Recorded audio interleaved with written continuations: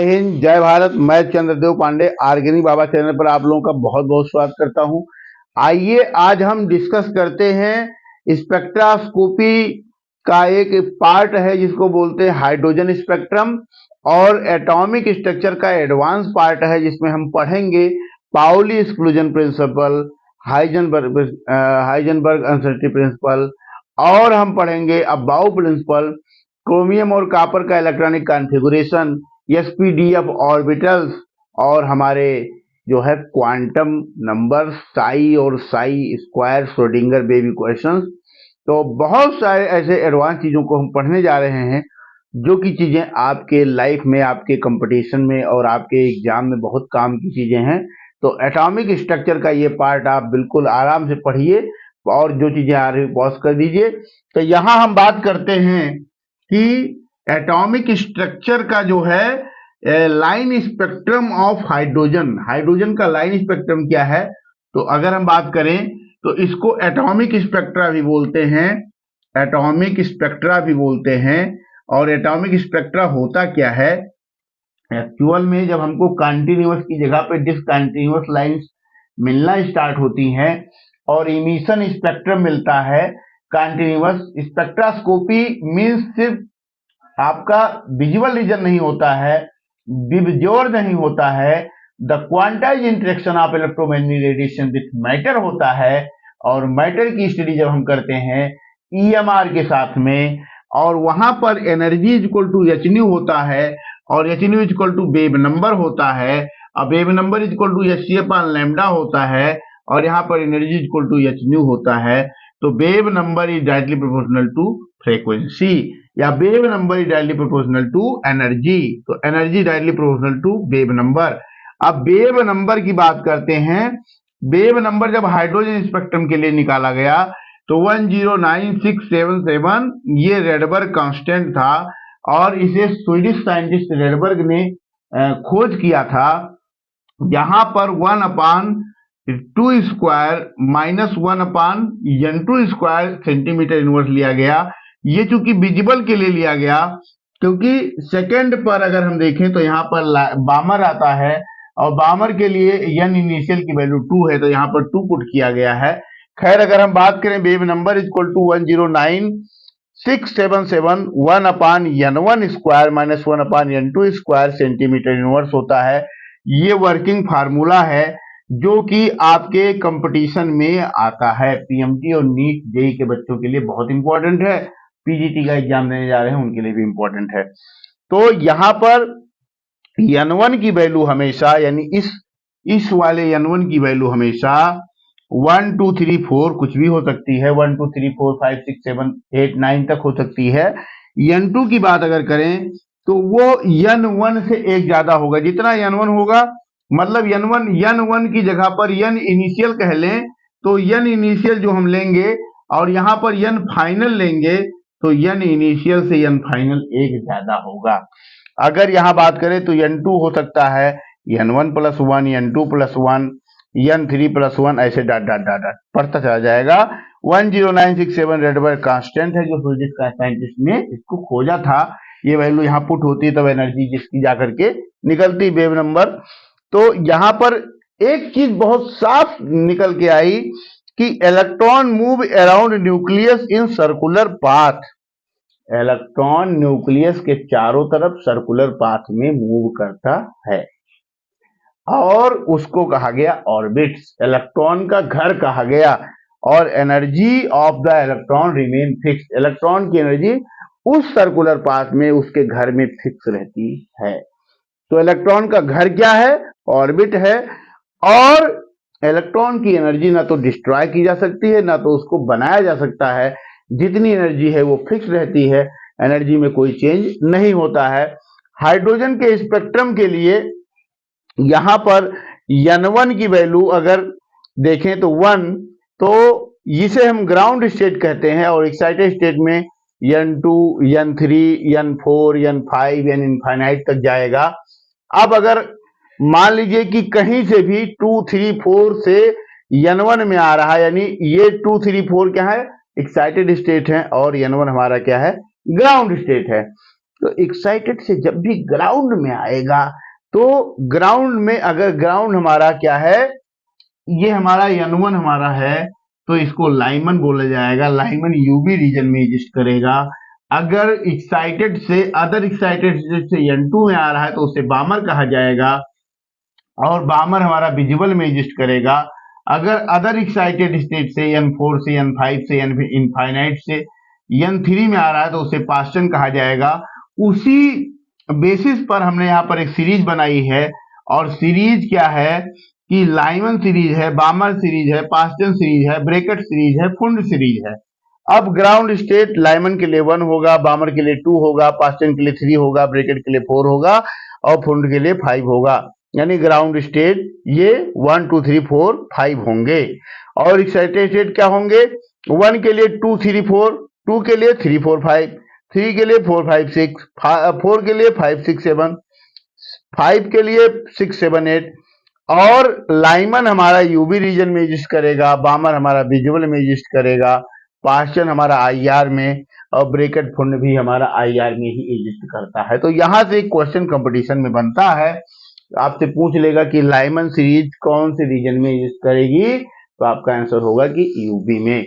आपसे पूछेगा कि विजिबल सीरीज कौन से रीजन में, स्पेक्ट्रास्कोपिक रीजन में एग्जिस्ट कर रहा है, तो आपका होगा विजिबल। तो इसको याद करने के लिए हमने यहां पर एक टर्म बना रखा है, लब पब फुंड।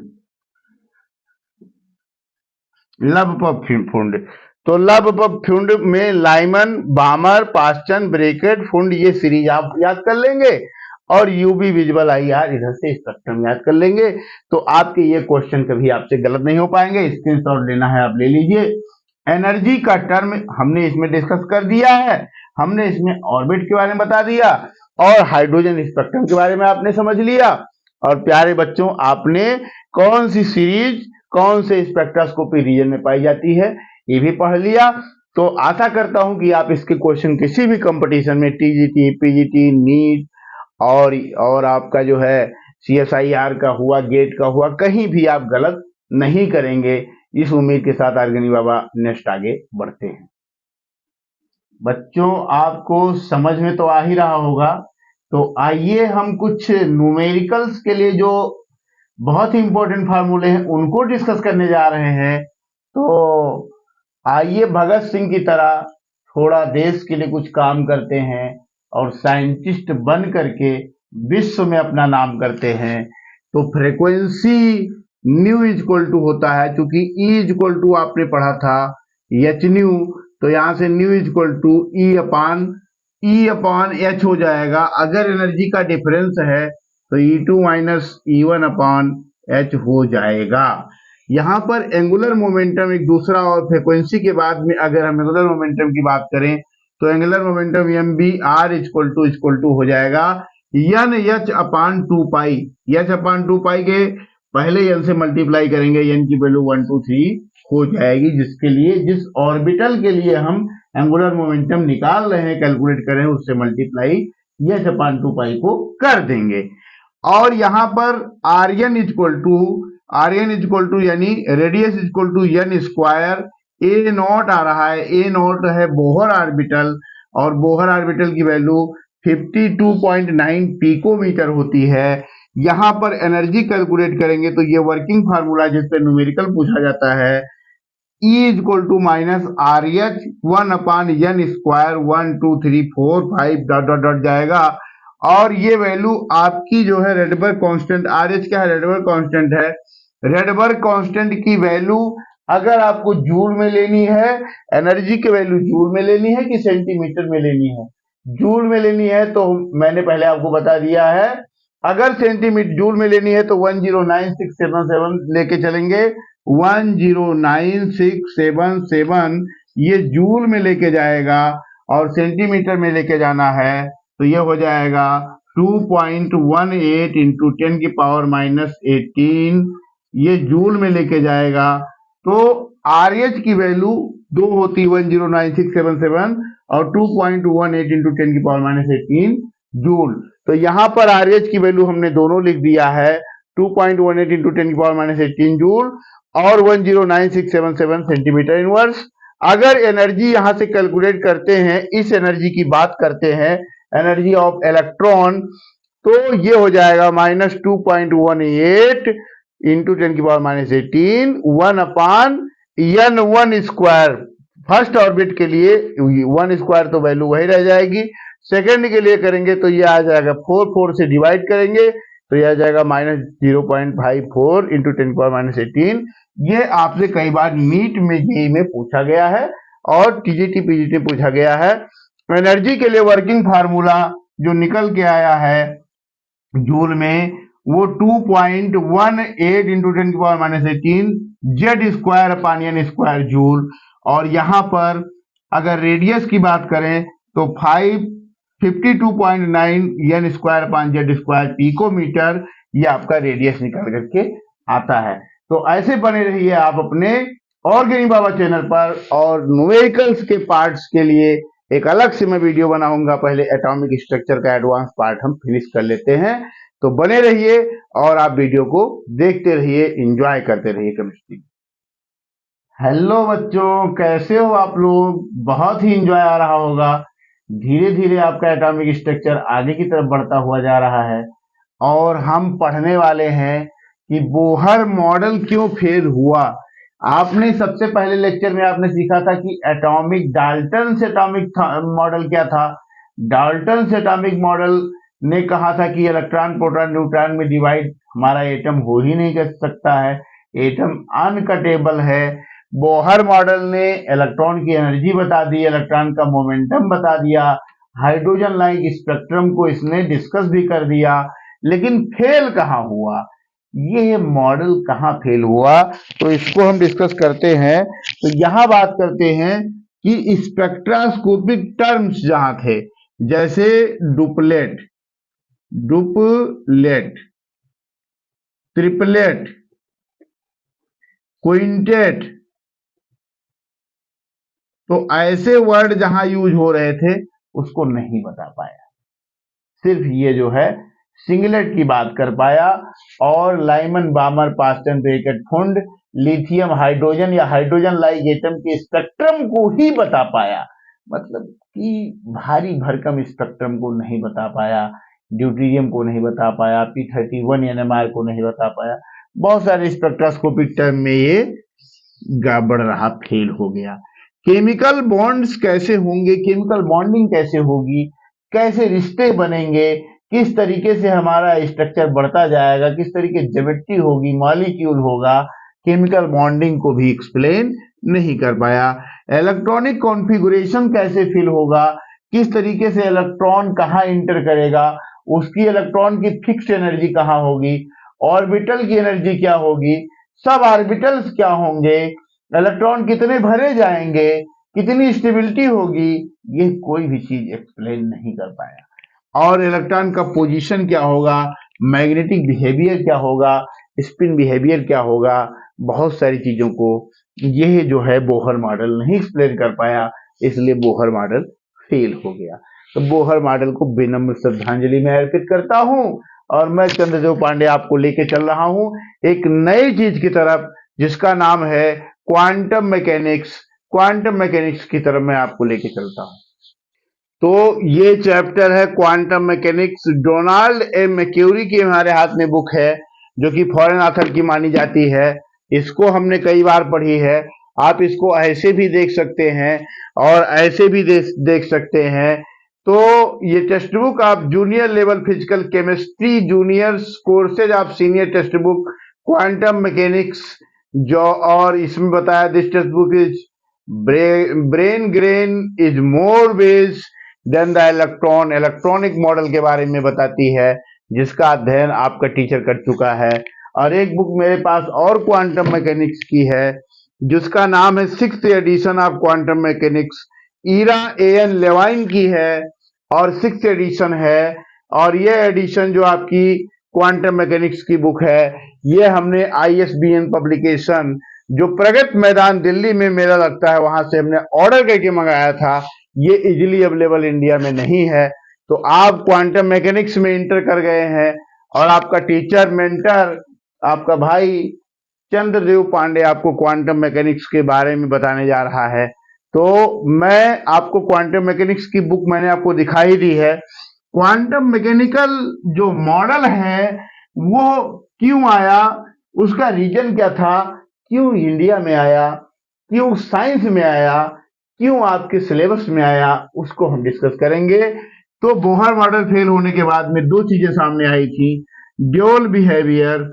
और ड्यूअल बिहेवियर मतलब इलेक्ट्रॉन जो है वो दोहरे चरित्र का है, दोहरे नेचर का है, दोहरे नेचर का है, दोहरे नेचर का है, दोहरे प्रकृति का है। और एक वेव नेचर है, उसमें एक पार्टिकल नेचर है। एक वेव मतलब एक तरंग टाइप का उसमें गति है, और पार्टिकल मतलब एक कण टाइप का वो शो करता है। तो पार्टिकल और वेव नेचर दोनों इलेक्ट्रॉन का था।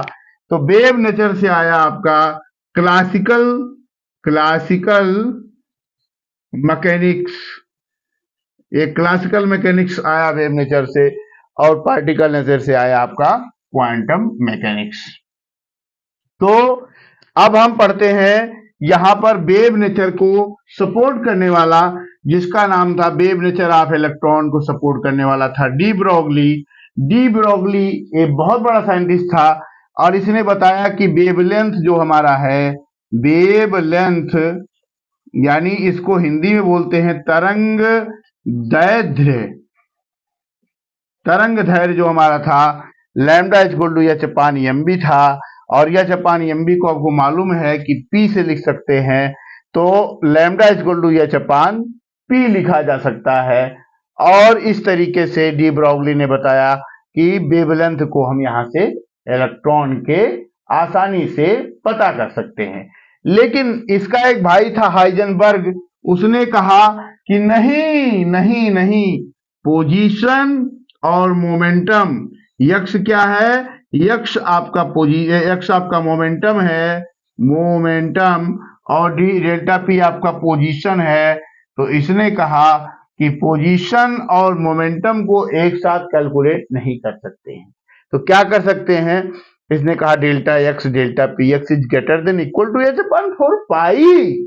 इसका मतलब delta X into delta P X को यहां से आप लिख सकते हैं, P equal to M B है, तो यहां पर डेल्टा एम पी की जगह पर एम बी लिख दिया, H upon 4 pi greater than equal to, तो delta X delta V is equal to H upon 4 pi M. ये वर्किंग फार्मूला आया, और ये आपका डी ब्रोगली इक्वेशन पर न्यूमेरिकल्स आते हैं। इस पर न्यूमेरिकल्स खूब आते हैं, और इस पर भी न्यूमेरिकल्स खूब आते हैं।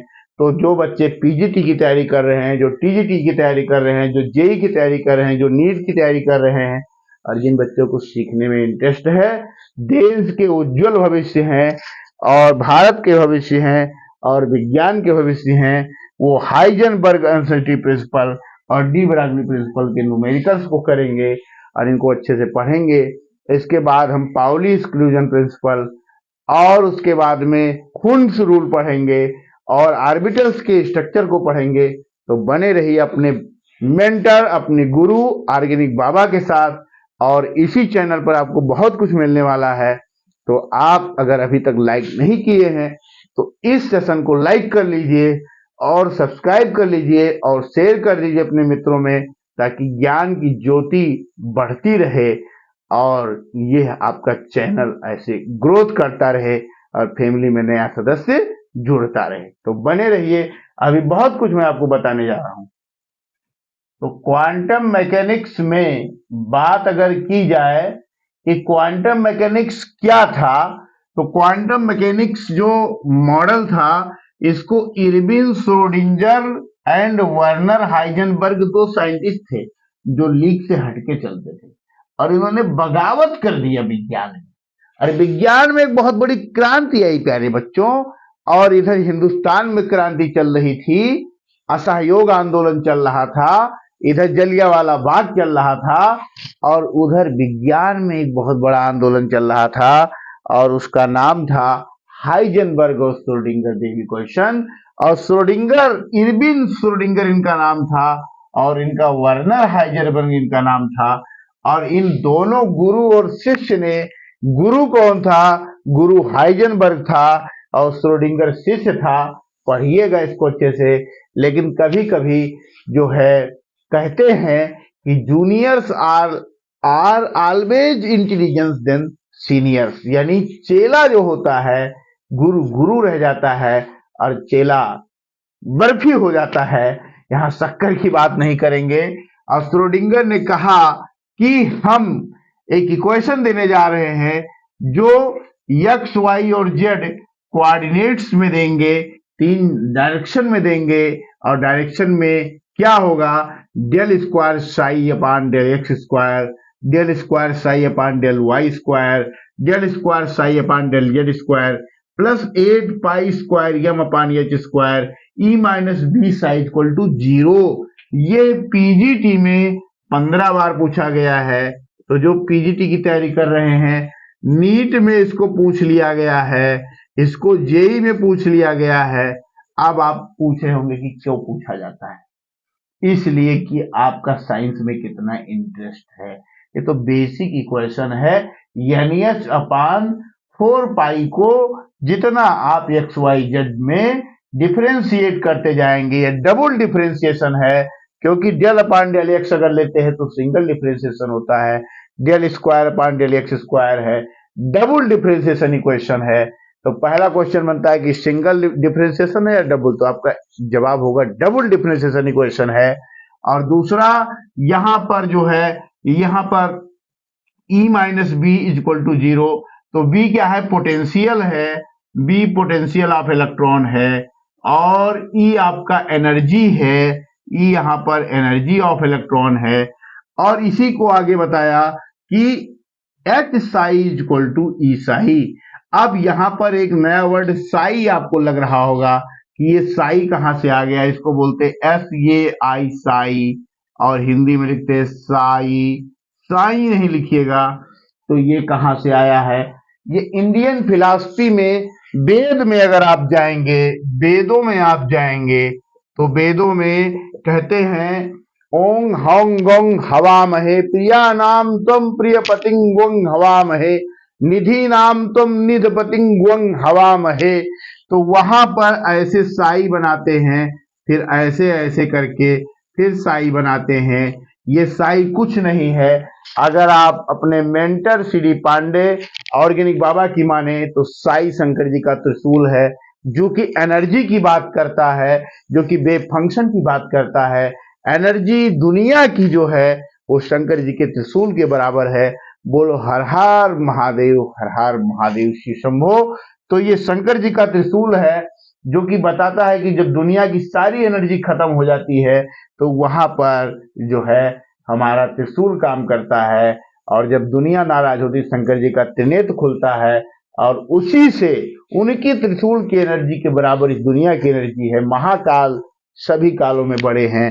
तो वेदों में अगर देखा जाए, वेदों का अध्ययन किया जाए तो वहां पर साई मिलता है। और साई कोई नया चीज नहीं है, इंडियन फिलॉसफी में बहुत पहले से था। 1926 में क्वांटम मैकेनिकल मॉडल श्रोडिंगर और बर्नर ने दिया, हाइजेनबर्ग वेव इक्वेशन ने, और उन्होंने बताया कि इसी को अगर हम यहाँ पर एक ऑपरेटर लगा दें, जैसे एक ऑपरेटर है। ऑपरेटर क्या होता है? तो आपने पढ़ा होगा नलकूप ऑपरेटर, आपने पढ़ा होगा नहर ऑपरेटर। तो जो किसी चीज को चलाए वही ऑपरेटर, टेक्निकल काम जो करे वही ऑपरेटर, जो एक साधारण व्यक्ति न कर पाए। तो यहाँ पर इस पर कैप लगा दिया गया है। जैसे कोई ऑपरेटर होता है, आपने टनल बनते होते देखा होगा, आपने रोडवेज बनते हुए देखा होगा, आपने पुल बनते हुए देखा होगा। वहां पर कैप लगाए हुए लोग इंजीनियर खड़े रहते हैं, लोग समझ जाते हैं इनको डिस्टर्ब करना मना है। तो ये लेफ्ट में लगता है तो ये ऑपरेट करता है, तो एनर्जी बराबर हो जाती है। तो H psi is equal to E psi, ये भी पूछा गया है।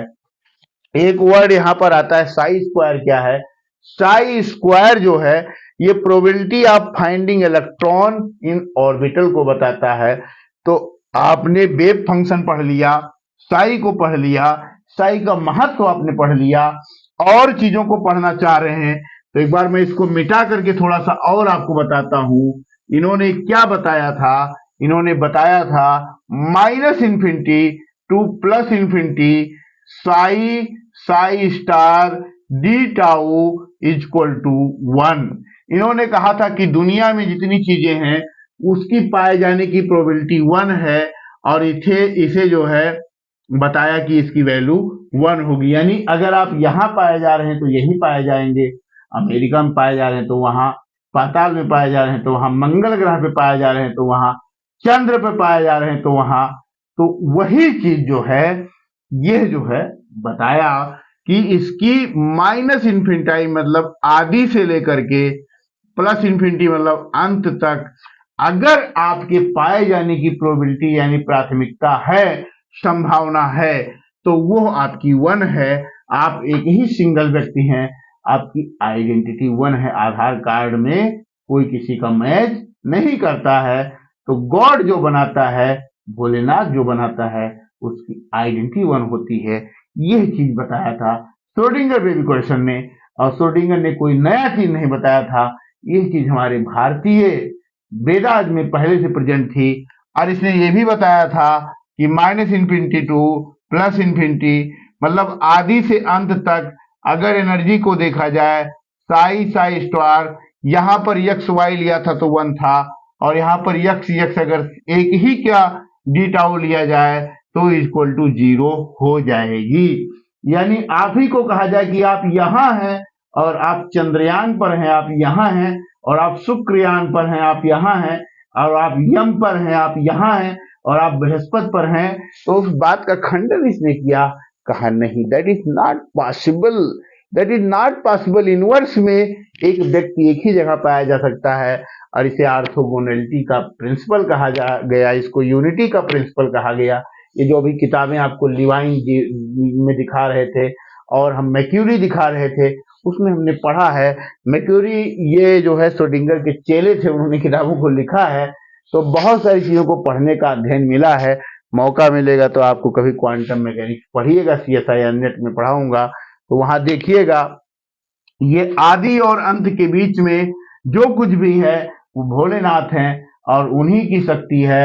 इसीलिए मंदिर पर एक त्रिशूल लगाया जाता है, साई लगाया जाता है कि ये आपकी आइडेंटिटी, एनर्जी की identity, symbol of the energy. Shankar ji क्या है? Symbol of the energy. तो psi is the symbol of energy that is known as the function in quantum mechanics. अब क्वांटम मैकेनिक्स की कुछ नंबर्स हैं, जिन नंबर्स को बताया गया साइंटिस्ट के द्वारा, जिसमें था principal quantum number, azimuthal quantum number, magnetic quantum number और spin quantum number. Principal quantum number को स्मॉल एन से, एजीमुथल को स्मॉल एल से, मैग्नेटिक को स्मॉल एम से, स्पिन को स्मॉल एस से। अजी सुनते हैं जी, azimuthal quantum number.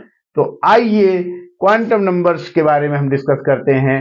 Quantum numbers बताती हैं किसी भी इलेक्ट्रॉन की स्थिति को, ऊर्जा को, उसके मैग्नेटिक बिहेवियर को, उसके स्पिन बिहेवियर को। तो बने रहिए अपने मेंटर, अपने भाई और अपने गुरु और अपने साथी ऑर्गेनिक बाबा CD पांडे के साथ। और चैनल को अभी तक सब्सक्राइब नहीं किया है तो आप लेक्चर को सुन करके इंप्रेस हुए हो तो सब्सक्राइब कर दीजिए, और सेशन को लाइक कर दीजिए, शेयर कर दीजिए, ताकि उन गरीब बच्चों तक पहुंच जाए, उन ऐसे बच्चों तक पहुंच जाए जो इसको देखना चाह रहे हैं, पढ़ना चाह रहे हैं, सीखना चाह रहे हैं, सर्च कर रहे हैं यूट्यूब पर। तो इसीलिए यूट्यूब पर मेरे आने का कारण यही है कि एजुकेशन यानी केमिस्ट्री उन बच्चों तक जरूर पहुंचना चाहिए जो केमिस्ट्री पढ़ना चाहते हैं। तो बने रहिए, बहुत सारी चीजें आपको मिलने वाली। क्वांटम मैकेनिक्स के क्वांटम नंबर्स में प्रिंसिपल क्वांटम नंबर यानी मुख्य क्वांटम संख्या इसको बोलते हैं, मुख्य क्वांटम संख्या। मुख्य क्वांटम संख्या, मुख्य क्वांटम संख्या ऊर्जा को बताती है कि इलेक्ट्रॉन की ऊर्जा क्या है और इलेक्ट्रॉन का आकार क्या है, इलेक्ट्रॉन का साइज क्या है, इलेक्ट्रॉन का घर क्या है, ऑर्बिट है, ऑर्बिट जहां इलेक्ट्रॉन रहता है। अब यहां पर देखो बेटा, यहां ध्यान दो कि n की वैल्यू अगर 1 है तो साइज को बताएगी, n इक्वल टू 2 है, तो यहां पर 2n² भी लगाते हैं। मैक्सिमम इलेक्ट्रॉन किसी ऑर्बिटल में कितने रहेंगे, n से आप पता कर सकते हैं। n = 3 है, n² maximum number of orbital n²। अगर आपकी वैल्यू n = 3 है तो मैक्सिमम ऑर्बिटल कितने होंगे, इसमें 9 होंगे। क्यों? क्योंकि n² = 3 का होल स्क्वायर। तो ये बहुत सारी चीजें 2n² और n² maximum number of electron और मैक्सिमम नंबर ऑफ ऑर्बिट को बताता है। दूसरा आपका एजीमुथल क्वांटम नंबर है, जिसको स्मॉल l से डिनोट करते हैं, और प्रिंसिपल क्वांटम नंबर को स्मॉल n से। Small l address of electron बताता है। अगर आपका पता बताना है तो सबसे पहले आपका विलेज, हाउस नंबर, विलेज और फिर पोस्ट ऑफिस, उसके बाद में डिस्ट्रिक्ट, 3 चीजें मुख्य होती हैं। यहां पर एनर्जी बता रहा है, अगर आपको इलेक्ट्रॉन की स्थिति बता रहा है, इलेक्ट्रॉन की ऊर्जा बता रहा है, इलेक्ट्रॉन का मैग्नेटिक बिहेवियर बता रहा है, इलेक्ट्रॉन की स्पिन बता रहा है, तो बच क्या रहा है प्यारे बच्चों? तो देखिए यहां पर अगर n = 1 है तो l की वैल्यू 0 रहेगी, n = 2 है तो l की वैल्यू 0 और 1 होगी, n = 3 है तो 0, इसकी वैल्यू 0 से स्टार्ट होती, 0 1 2 होगी, n = 4 है तो 0 1 2 3 होगी। अब यस के लिए यल को डोनेट करते हैं एस से और 1 को पी से। तो यहां पर याद कर लीजिए, 0 को एस से, 1 को पी से, 2 को डी से, 3 को एफ से डिनोट करेंगे। ये आपका हो जाएगा एसपीडीएफ। तो यहां पर 0 को यस। अब यहां पर देखिए n = 3 है तो 0 1 2 हो गई, वैल्यू तो 0 1 2 हो गई, लेकिन ऑर्बिटल sp d हो गए। अगर n = 4 है तो 0 1 2 3 तक जाएगा। 0 को हम इंक्लूड कर लेते हैं, 0 को पहले लिख लेंगे, 0 को प्रायोरिटी ले लेते हैं और spdf तक जा रही है। तो l की वैल्यू एजीमुथल क्वांटम नंबर्स की वैल्यू को स्मॉल l से प्रदर्शित करते हैं और स्मॉल l की वैल्यू 0 से स्टार्ट होकर के n तक जाती है। अब यहां पर अगर हम बात करें कि मैग्नेटिक क्वांटम नंबर क्या होगी, यानी मैग्नेटिक का मतलब हो गया कि चुंबकीय क्वांटम संख्या क्या होगी। तो चुंबकीय क्वांटम संख्या 2l + 1 के इक्वल बराबर होती है, या -l से लेकर के +l तक वैरी करती है। l की वैल्यू 0 है तो m की वैल्यू 0 होगी। l की वैल्यू अगर 0 है, इसको स्मॉल m से प्रेजेंट करते हैं, तो 0 के लिए 0 और 1 के लिए -1 0 + 1 जाएगी, और l की वैल्यू अगर 2 है तो m की वैल्यू -2 0 +1 +2 जाएगी, यानी माइनस से लेकर के उसी के प्लस फॉर्म तक l की वैल्यू वेरी करती है। अगर यहां पर l = हम 3 लिख दें तो m = क्या हो जाएगा, m = हो जाएगा +3 +2 +1 0 1 2 3। ऐसे +4 लिख दे तो +4 +3 +2 +1 0 1 2 3 4। इस तरीके से n l m की वैल्यू हम कंसीडर कर पाएंगे। और लास्ट है आपका स्पिन क्वांटम नंबर। हम पढ़ लेते हैं कि स्पिन क्वांटम नंबर आपका क्या होता है। तो अगर स्पिन क्वांटम नंबर्स की बात करें, इसको स्मॉल s से प्रेजेंट करते हैं, तो जितनी m की वैल्यू आएंगी s की वैल्यू ± होगी। यानी अगर हमारे पास हम बात करें कि m = हमारा +1 तो रही, -1 0 और +1 3 वैल्यू आ गई, तो ±½ इसके लिए, ±½ इसके लिए, ±½ इसके लिए। इसका मतलब कि मैग्नेटिक क्वांटम नंबर्स की वैल्यूज की डबल होंगी स्पिन क्वांटम नंबर्स। और ये +½ क्यों होता है? क्योंकि ये हमारा न्यूक्लियस है, यहाँ पर हमारा पॉजिटिव चार्ज है, प्रोटॉन प्रेजेंट है, और प्रोटॉन और न्यूट्रॉन एक दूसरे में कन्वर्टेबल होते हैं।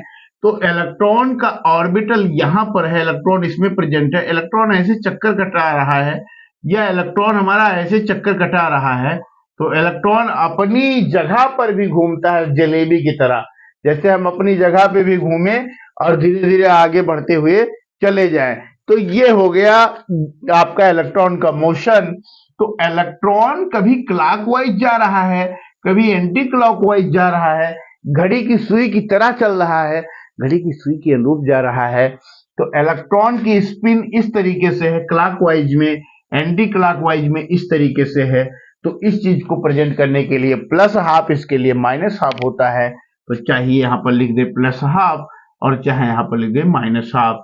तो इलेक्ट्रॉन की स्पिन को बताता है, स्पिन क्वांटम नंबर की इलेक्ट्रॉन कितनी स्पिन से क्लॉकवाइज रोटेशन में है या एंटी क्लॉकवाइज रोटेशन पे है।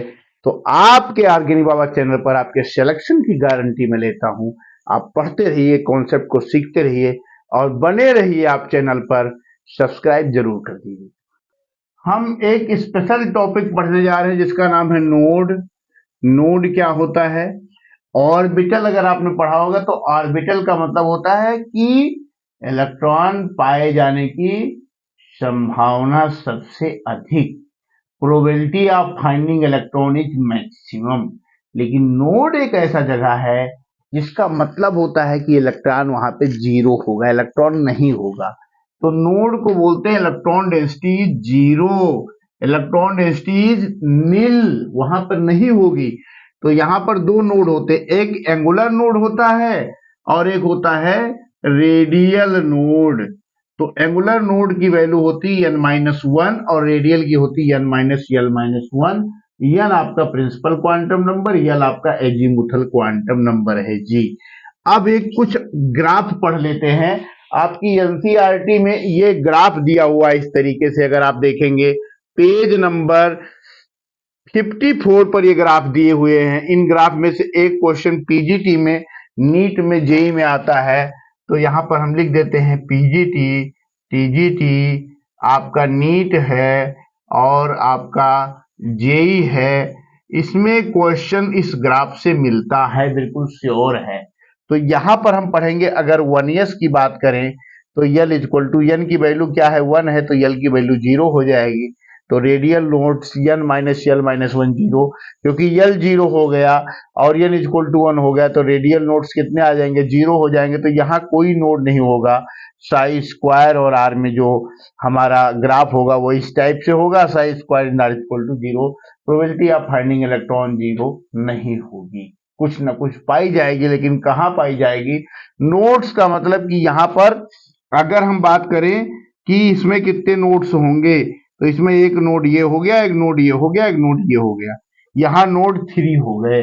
तो नोड क्या बताता है कि प्लस आपका माइनस प्लस, तो जो हमारा मतलब इलेक्ट्रॉन चल रहा है उसमें ये जो है कितनी जगह कट कर रहा है, आप ऐसे समझ के चलें। तो यहां पर अगर देखें तो यहां पर 2s के लिए n इक्वल टू 1 हो गया, n इक्वल टू 1 हो गया मतलब नोड 1 हो गया। n का मतलब क्या हुआ? नोड हुआ। यहाँ पर नोड हुआ, क्योंकि 2 के लिए n इक्वल टू 2 हो गया तो n माइनस यल माइनस 1, तो 2 minus 1 minus 1 is equal to क्या हो गया आपका? 0 हो गया। लेकिन नोड की बात करें तो n माइनस 1 अगर देखें, एंगुलर नोड देखें तो n माइनस 1 यानी 2 माइनस 1 इज इक्वल टू 1। तो यहां पर वैल्यू आ रही 2 minus 1 equal 2 minus 1 equal to 1। अगर हम एंगुलर की बात करें तो वो वैल्यू यहाँ पर 1 होगी। तो यहाँ पर दिखा दिया गया है, साई स्क्वायर आर में एक नोड दिखाया गया है। साई स्क्वायर और आर में क्या ग्राफ होगा 2p के लिए? तो यहाँ पर चूंकि ये आपका p ऑर्बिटल है तो यहाँ पर जो है देखिए कोई नोड नहीं होगा। और यहाँ पर एक नोड हमने दिखाया है, यहाँ पर एक नोड दिखाया है, ये नोड साई स्क्वायर में। तो हम कुछ ग्राफ पढ़ेंगे, थोड़ा सा वेट कीजिए, मैं कुछ ग्राफ में पढ़ लेता हूँ, समझा देता। मैंने यहाँ पर कुछ ग्राफ लिया है, आपके सिलेबस से थोड़ा सा अपर की चीजें हैं क्वांटम मैकेनिक्स में। तो यहाँ पर अगर साई की बात करें तो साई हमारा वेव फंक्शन साई 3 है। साई 3 का मतलब हो गया कि n की वैल्यू यहाँ पर कितनी हो गई? 3 हो गई। n की वैल्यू 3 हो गई तो n नोड्स इक्वल टू क्या होता है? Nodes equal to n minus 1, 3 minus 1, तो नोड्स कितने हो जाएंगे? 2। तो एक नोड्स ये हो जाएगा, एक नोड्स ये हो जाएगा, ये प्लस, ये माइनस, ये प्लस। और यहां पर साई में n इक्वल टू 5 है तो नोड कितने हो जाएंगे? 4। तो 1 2 3 4। यहां पर साई 7 लिया है तो नोड्स इक्वल टू 6 हो जाएंगे, क्योंकि 7 माइनस 1 इक्वल टू 6। तो यहां पर कितने हो जाएंगे? 1 2 3 4 5, और एक इसको मान लें अगर यहां पर स्टार्टिंग में, तो 6 हो गए। अब इसी को हमने साई और आर में ये प्लॉट हमने ड्रा किया है। प्लॉट साई स्क्वायर और आर में अगर देखें तो ये नोड्स अपर साइड में ही जाएंगे। तो यहां पर नोड्स कितने हैं? 2 ही हैं। तो एक ये नोड हो गया, एक ये नोड हो गया, 2 नोड हो गया। नोड का मतलब जहां पर इलेक्ट्रॉन बिल्कुल पाया ही नहीं जा रहा है, मतलब इलेक्ट्रॉन का मूवमेंट इसमें होगा, इसमें इलेक्ट्रॉन होगा, यहां होगा, यहां 0 होगा। अब यहां पर अगर हम बात करें, ये 3 था, ये हमारा आपका 5 था, तो 5 था तो नोड्स कितने? 4 हो जाएंगे। 1 2 3 4। तो इलेक्ट्रॉन इसमें पाया जाएगा, लेकिन यहां इस जगह पर जहां पर हम डॉट बना रहे हैं, यहां पर इलेक्ट्रॉन नहीं पाया जाएगा। अब यहां पर अगर हम बात करें साई 7 की, तो नोड्स इसमें 6 होंगे, 1 2 3 4 5। लेकिन साई स्क्वायर का ग्राफ है, इसलिए पूरा ग्राफ ऊपर जाता है। तो साई का ग्राफ ऊपर और नीचे दोनों चलता है, यानी प्लस भी चलता है, माइनस भी चलता है, प्लस भी चलता है, माइनस भी चलता है। यहाँ भी प्लस भी चलता है, यहाँ माइनस चलता है, यहाँ प्लस, यहाँ माइनस, यहाँ प्लस, यहाँ माइनस चलेगा। लेकिन साई स्क्वायर जो है ये ऑलवेज प्लस में ही चलता है। Probability of finding electron plus में अपर साइड में ही जाएगा। तो आप यहां से नोट्स निकालना बड़े आसानी से समझ गए होंगे। आइए इसके आगे हम डिस्कस करते हैं, पढ़ते हैं चीजों को। बहुत ही इंपॉर्टेंट टॉपिक्स को हम डिस्कस करने जा रहे हैं। शेप्स ऑफ ऑर्बिटल्स, ये एक बहुत ही इंटरेस्टिंग है और इसका कोऑर्डिनेशन केमिस्ट्री में बहुत ज्यादा रोल है। तो यस, ऑर्बिटल जो हमारा होता है वो स्फेरिकल होता है, यानी गोलाकार होता है। मैक्सिमम नंबर ऑफ इलेक्ट्रॉन इसमें 2 रह सकते हैं अपोजिट स्पिन में। और अगर पी ऑर्बिटल की बात करें तो P X, P Y, P Z, ये हमारा डंबल शेप होता है। और यहाँ पर मैक्सिमम इलेक्ट्रॉन 6 रह सकते हैं। तो पी एक्स इसको कह लें, इसको पी वाई कह लें, इसको पी जेड कह लें। मैक्सिमम इलेक्ट्रॉन 6 रह सकते हैं। डी ऑर्बिटल की बात करें तो डी ऑर्बिटल में मैक्सिमम इलेक्ट्रॉन रह सकते हैं 10 हो रह सकते हैं, यानी 5 ऑर्बिटल होते हैं। D X Y, D Y Z, D Z X, D X square minus D Z square. ये डी एक्स वाई का शेप है, ये डी वाई जेड का शेप है, ये डी एक्स जेड का शेप है। ये तीनों बिटवीन द एक्सिस होते हैं, बिटवीन द एक्सिस यानी एक्सिस के बीच में होते हैं। ये एक्स एक्सिस है, ये वाई एक्सिस है, इसके बीच में है। ये जेड एक्सिस है, ये वाई एक्सिस है, इसके बीच में है। ये जेड और एक्स के बीच में है, इसलिए इसका नाम एक्स जेड पड़ा। ये एक्सिस पर है, एक्स एक्सिस पर है, वाई एक्सिस पर है, जेड एक्सिस पर है। तो डी एक्स स्क्वायर और डी जेड स्क्वायर इसका हो गया ऑर्बिटल लेम। और यहाँ पर डी जेड स्क्वायर यानी जेड एक्सिस पर डबल होते हैं। तो इस तरीके से आप मैक्सिमम, अगर एफ ऑर्बिटल की बात करें, एफ ऑर्बिटल की बात करें तो एफ ऑर्बिटल में 7 ऑर्बिटल, 7 सबसेल होते हैं। 1 2 3, 1 2 3 4 5 6 7। और इसमें मैक्सिमम इलेक्ट्रॉन 14 रह सकते हैं। तो यस ऑर्बिटल में 2 मैक्सिमम इलेक्ट्रॉन, पी ऑर्बिटल में 6 मैक्सिमम इलेक्ट्रॉन यानी, और डी में 10 और एफ में 14। तो इसको हम एक साथ समरी करके अगर लिखें, आपने स्क्रीनशॉट ले लिया होगा, तो S P D F subshell कितने हैं? सबसेल कितने हैं? इसमें 1 सबसेल है, इसमें 3 सबसेल है, इसमें 5 सबसेल है, इसमें 7 सबसेल है। मैक्सिमम इलेक्ट्रॉन की अगर हम बात करें तो इसमें 2 रह सकते हैं, इसमें 6 रह सकते हैं, इसमें 10 रह सकते हैं, इसमें 14 रह सकते हैं। ये वाली टेबल आप देख लीजिए, समझ लीजिए, लर्न कर लीजिए, और यही आपको इलेक्ट्रॉनिक कॉन्फ़िगरेशन में काम करने वाली है। तो बने रहिए, आपको इलेक्ट्रॉनिक कॉन्फ़िगरेशन बताने जा रहा हूं। ये चैप्टर का एंड चल रहा है, इसलिए छोड़ के मत जाइएगा, बने रहिएगा, वो लास्ट तक देखिएगा। क्लाइमेक्स आएगा, पूरा मजा आएगा, पूरा एंजॉय आएगा, और इस चैनल पर आप बने रहिए। ये अबाउ का प्रिंसिपल है। अबाउ प्रिंसिपल होता है to built up, to built up मतलब होता है निर्माण करना, निर्माण करना। या बनाना, इसका मतलब होता है बनाना, बिल्डअप। तो यहां पर 1s 2s 3s 4s 5s 6s 7s लिख लेंगे। फिर 2s के आगे 2p, फिर 3s के आगे 3p, 4s के आगे 4p, 5s के आगे 5p और 6s के आगे 6p, 7s के आगे 6p। उसके बाद में फिर 3d लिखेंगे, 4d 5d 6d 4f लिखेंगे। यानी यस के बाद पी स्टार्ट होगा, पी के बाद डी स्टार्ट होगा, डी के बाद एफ स्टार्ट होगा। फिर तीर ऐसे छोड़ेंगे, तीर हमेशा इधर से छोड़ना है, ऐसे कि 1 तीर 2 तीर 3 4 तीर 5 तीर 6 तीर 7 तीर। अब एनर्जी ऑर्बिटल 1s से 2s 2p, फिर 3s 3p, फिर 4s, ऐसे बढ़ते हुए फिर 3d, फिर 4p, फिर इस तरीके से एनर्जी ऑर्डर बढ़ते हुए चला जाएगा। तो इधर एनर्जी बढ़ती हुई जा रही है। अब आपको पता है यस में मैक्सिमम इलेक्ट्रॉन 2 रह सकते हैं, पी में मैक्सिमम 6 रह सकते हैं, डी में मैक्सिमम कितने रह सकते हैं 10, और एफ में मैक्सिमम 14 रह सकते हैं। तो यहां पर इलेक्ट्रॉनिक कॉन्फ़िगरेशन से सोडियम का लिखना है 11 होता है। क्या लिखेंगे 1s, कितने इलेक्ट्रॉन जाएंगे मैक्सिमम 2, 11 मेरे पास हैं, 2 खर्च हो गए। फिर लिखेंगे 2s, यस में कितने जाएंगे 2, फिर 2p, तो 4 हो गए, 7 बच रहे हैं, तो 6 ही इसमें लिख सकते हैं, तो 2p 6 हो गया। फिर क्या लिखेंगे 3s1, तो ये आप ऐसे लिख सकते हैं 1s2 2s2 2p6 3s। तो 1s 2s 2p 3s, तो 3s1, तो इसका आउटर ऑर्बिटल 3s हुआ। अब यहां से n से आप पता कर सकते हैं n की वैल्यू 3 है, इसका मतलब कि थर्ड पीरियड में है।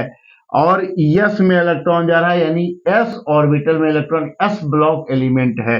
तो यहां से हम यही पता कर सकते हैं कि थर्ड पीरियड में है और s ब्लॉक का है।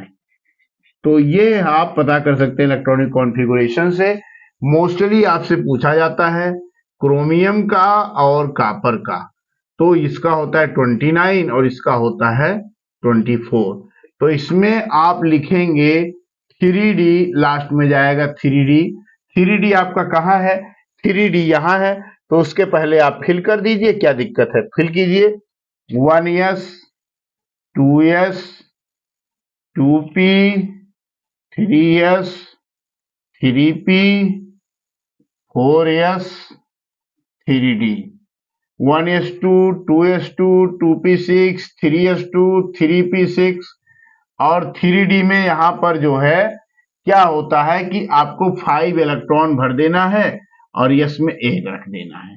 यह करना है क्योंकि डी में 5 अगर रहेगा तो हाफ फील्ड रहेगा, हाफ फील्ड स्टेबल होता है एनर्जी के पॉइंट ऑफ व्यू से। क्रोमियम में अगर आप देखें तो क्या होगा 1s2 2s2 2p6 3s2 3p6 4s1 3d10। तो ये कॉपर और क्रोमियम का आपके एग्जाम में पूछा जाता है, इसलिए दोनों में हमने बता दिया है कि यहाँ पर यस में एक एक इलेक्ट्रॉन जाते हैं और यस का एक इलेक्ट्रॉन यहाँ पर D4 जाना चाहिए था तो ये D5 हो जाता है, यहाँ D9 जाना चाहिए था तो D10 हो जाता है। इस तरीके से अफबाउ प्रिंसिपल से इलेक्ट्रॉनिक कॉन्फ़िगरेशन, ये हम पढ़ रहे हैं इलेक्ट्रॉनिक विन्यास, इलेक्ट्रॉनिक कॉन्फ़िगरेशन आप आसानी से कर सकते हैं। तो आपको अफबाउ प्रिंसिपल कैसा लगा कमेंट में जरूर लिखिएगा। और ये ऑर्बिटल्स अगर आपको इलेक्ट्रॉनिक कॉन्फ़िगरेशन किसी का लिखना है तो ये आपको याद करना पड़ेगा, या ये आप बनाना सीख लें तो आपका आसानी से हो जाएगा। तो ये आपको बताता है, जैसे अब यहाँ पर लास्ट इलेक्ट्रॉन 4s में जा रहा है, इसका मतलब डी में जा रहा है, सॉरी 3d में जा रहा है, इसका मतलब डी ब्लॉक एलिमेंट है, 3d जा रहा है मतलब 3d सीरीज का है, ये भी डी ब्लॉक एलिमेंट्स है। इस तरीके से आप ऐसे आप चाहे तो क्लोरीन का भी लिख करके देख सकते हैं, 17 है तो 1s2 2s2 2p6 3s2 3p6, 2 2 4 6 4 10 2 12 6 18 हो गए।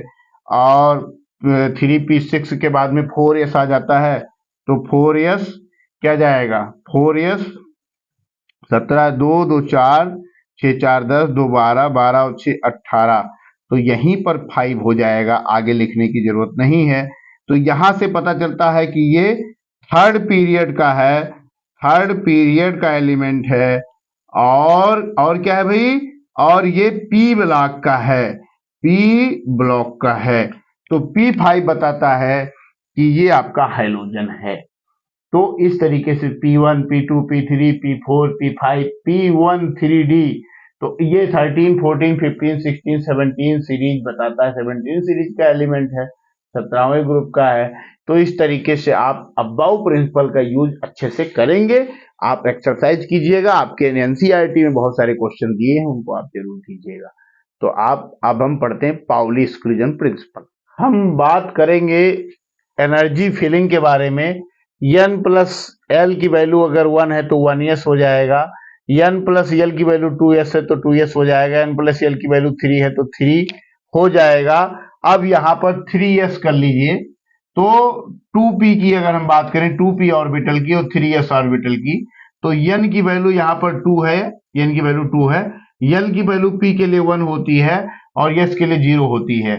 तो अगर हम n प्लस एल दोनों के लिए देखें तो यहाँ भी 3 आ रहा है, यहाँ भी 3 आ रहा है, लेकिन ये 3s है, ये 3p है, 2p है।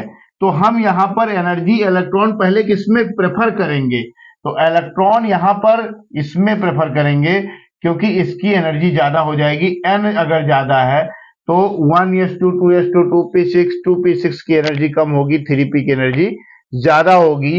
तो यहां से एनर्जी फिलिंग जो ऑर्बिटल है n प्लस यल से देखते हैं, n प्लस यल किस में ज्यादा है, उसमें इलेक्ट्रॉन फिल करते हैं।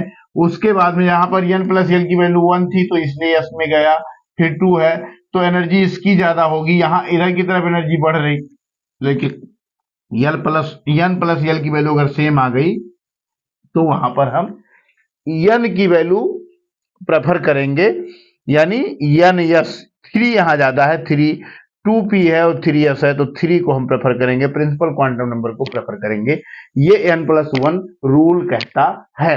दूसरी बात है D5 एनर्जी एक्सचेंज की बात करें, 1 2 3 4 5, तो ये इलेक्ट्रॉन इसमें जा सकता है, ये इसमें जा सकता है। अगर इसी को हम फिर फिल कर लें D5, तो ये इसमें जा सकता है, ये इसमें जा सकता है, 1 2 3 4 5, तो ये इलेक्ट्रॉन इसमें जा सकता है, ये इसमें जा सकता है। तो इलेक्ट्रॉन का एक्सचेंज D5 में बहुत ज्यादा है, ऐसे P3 में बहुत ज्यादा हो गया इलेक्ट्रॉन का एक्सचेंज, और उनकी ऊर्जा में कोई प्रभाव नहीं पड़ेगा।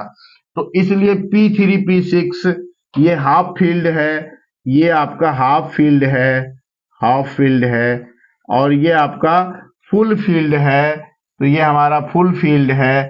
तो हाफ फील्ड और फुल फील्ड की बात करें, ये हाफ फील्ड है, ये फुल फील्ड है, ये हाफ फील्ड है, ये फुल फील्ड है, इधर जितने ये सब हाफ फील्ड हैं, इधर जितने ये सब फुल फील्ड हैं, तो इनकी सबकी एक्स्ट्रा स्टेबिलिटी काउंट करती है हमारी क्वांटम मैकेनिक्स या इलेक्ट्रॉनिक कॉन्फ़िगरेशन।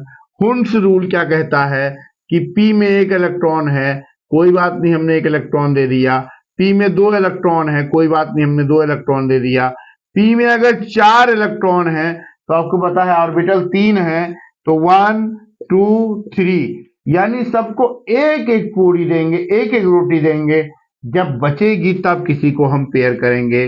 तो जब तक हम, ये हुंस रूल कहता है कि without filling of the vacant orbitals there is no possible for the pairing of electrons।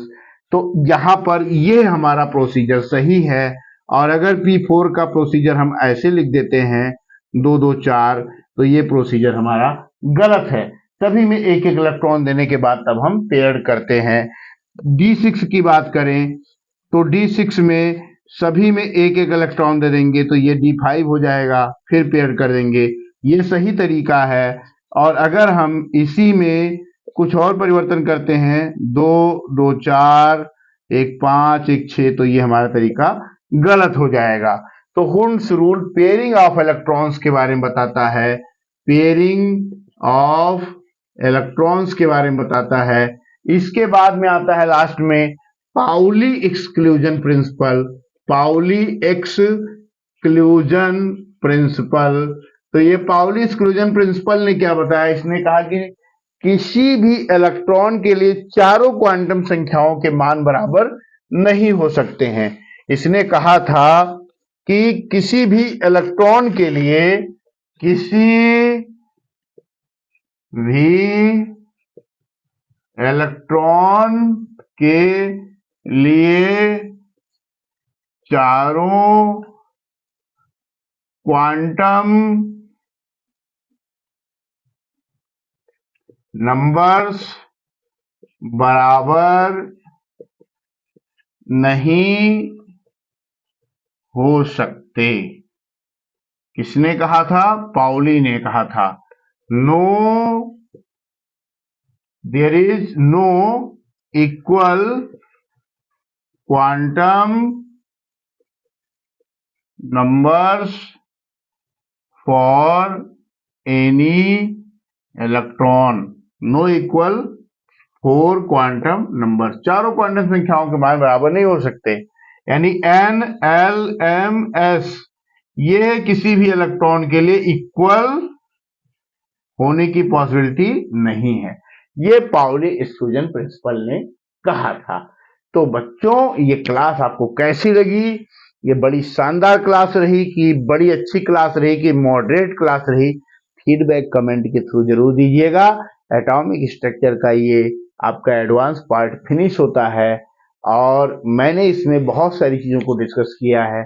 आप पढ़िएगा, डिस्कस कीजिएगा और आप सफलता अर्जित करें, आप सक्सेस को पाएं, आप सीखें, आप आगे बढ़ें और अपनी प्लानिंग करें। प्लानिंग के हिसाब से आपको सक्सेस मिले तो आपके माँ बाप प्रसन्न हो। तो इन शुभकामनाओं के साथ मैं चंद्रदेव पांडे आर ज्ञानी बाबा चैनल पर ताल ठोक के और ताव के साथ मैं आपसे विदा लेता हूं अगले लेक्चर तक के लिए। तब तक आप बने रहिए और हमारे YouTube चैनल पर अपने ज्ञान गंगा का आनंद लीजिए। हर हर महादेव। जय हिंद, जय भारत।